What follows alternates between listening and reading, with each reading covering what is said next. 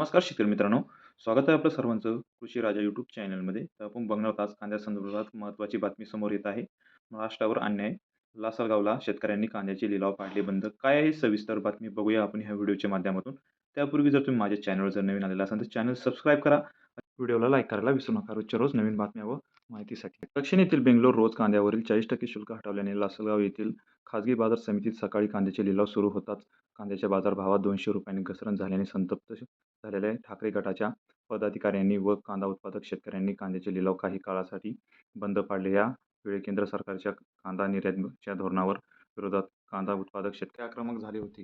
गुजरात राज्यातील सफेद कांदा आणि बेंगलोर गुलाब रोज कांद्याला परवानगी, मात्र महाराष्ट्रातील कांद्याला वेगळा न्याय असा शेतकरी प्रतिनिधी शिवसेना गटाचे नेते शिवा सोरासे यांनी यावेळी उपस्थित केला. यावेळी 550 मेट्रिक टन मूल्य व 40% कांद्यावरील मूल्य घटवण्याची कांदा उत्पादक शेतकऱ्यांनी मागणी केली. गुजरात, कर्नाटक वेगळा न्याय.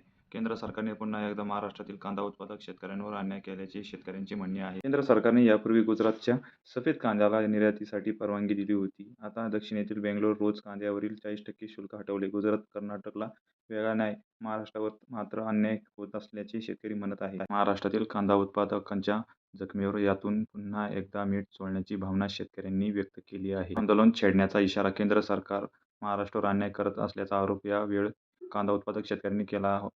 8 दिवसात कांद्यावरील 40% निर्यात शुल्क न हटवल्यास तीव्र आंदोलन छेडण्यात येईल असा इशारा यावेळी शेतकऱ्यांनी दिला आहे. तर शेतकरी मित्रांनो, केंद्र सरकार गुजरातच्या सफेद व कर्नाटक बंगलोर इथला रोज कांद्याला 40% शुल्क हटवून महाराष्ट्रातील शेतकऱ्यांवर अन्याय करत आहे असं महाराष्ट्रातील शेतकऱ्यांचं म्हणणं या व्हिडिओच्या माध्यमातून आपण बघितलं आहे. आपल्याला जर हा व्हिडिओ आवडला असेल तर व्हिडिओला लाईक करा व रोजच्या रोज अशा शेतीविषयक बातम्यांसाठी व माहितीसाठी माझ्या चॅनलला सबस्क्राईब करायला विसरू नका. धन्यवाद शेतकरी मित्रांनो, व्हिडिओ शेवटपर्यंत बघितल्याबद्दल.